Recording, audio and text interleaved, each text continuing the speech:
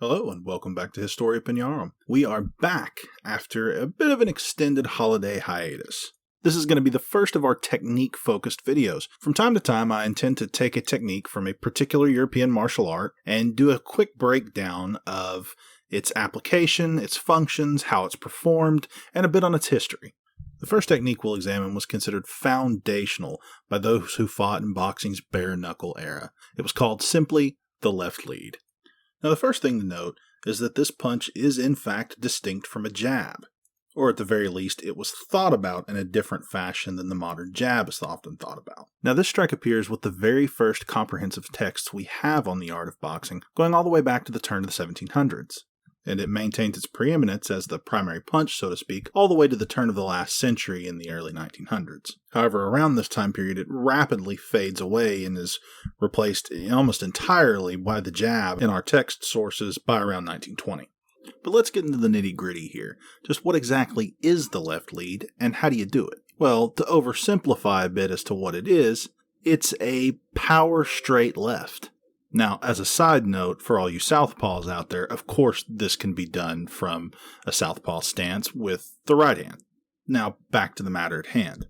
While our textual sources do evidence some variation in the way this punch was actually thrown, there's a remarkably consistent picture that emerges. A fairly deep step is taken into range. The weight is thrown, and this word is emphasized quite a bit, from the rear foot onto the lead foot with a sort of springing and slightly upward motion, with the rear foot either coming up onto its ball or stepping forward into the position that the lead foot was originally in. And of course, at the same time all this is occurring, the left hand is shot out straight as an arrow from the guard position to the target. Most manuals emphasizing that the punch should either connect at the same time the foot falls or slightly before. Now let's talk about some of those variations I mentioned. Some manuals will call for a slight lean forward into the punch. Others will call for turning the shoulders into the punch with the left extending even further.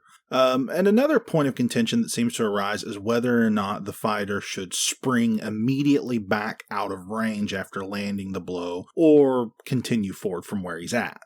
It's worth briefly mentioning the most common defenses shown for this blow. By far and large, the one seen most typically in the manuals is to knock the blow up and offline by bringing the right forearm up and outwards and catching it just below your wrist on the outside edge of your forearm.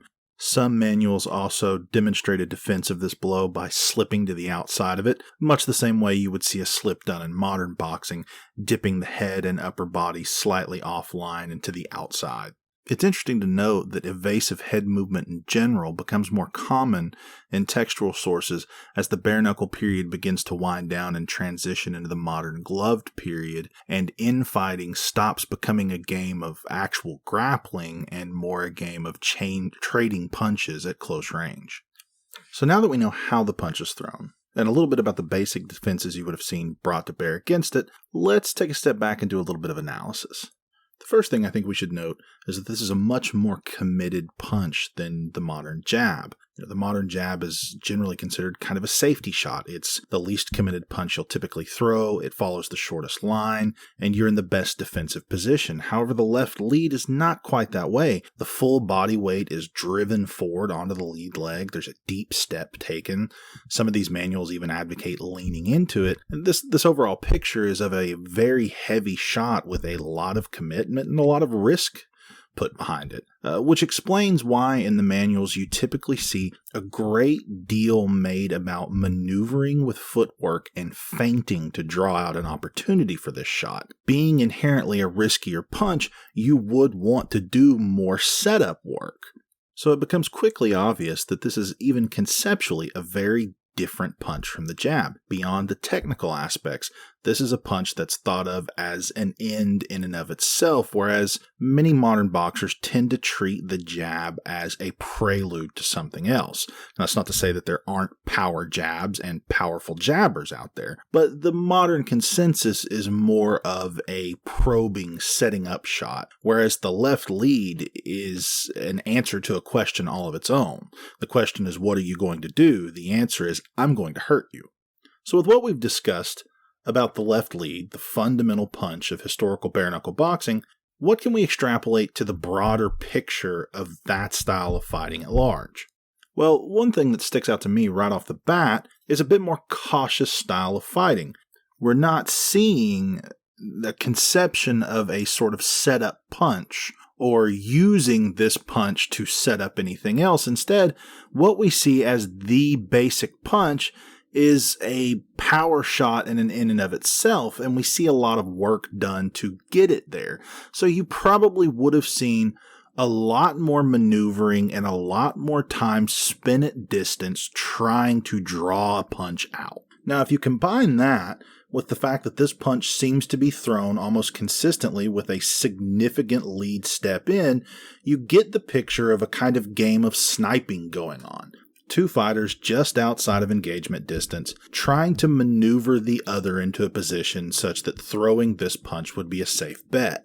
Further reinforcing that notion is something we know about bare-knuckle boxing of the time period from the rules themselves, which is that grappling above the waist was perfectly legal. So long as you didn't reach below the belt line with your hands, any form of holding, throwing, or holding and hitting was a-okay, which meant getting sucked into a close-range fight meant running the risk of getting caught in a headlock, a clinch, and pounded on incessantly, because after all, there were no time limits to rounds. A round only ended when someone's ass hit dirt, so you could be there getting hammered away on for quite a while, unless your opponent happened to throw you into the dust.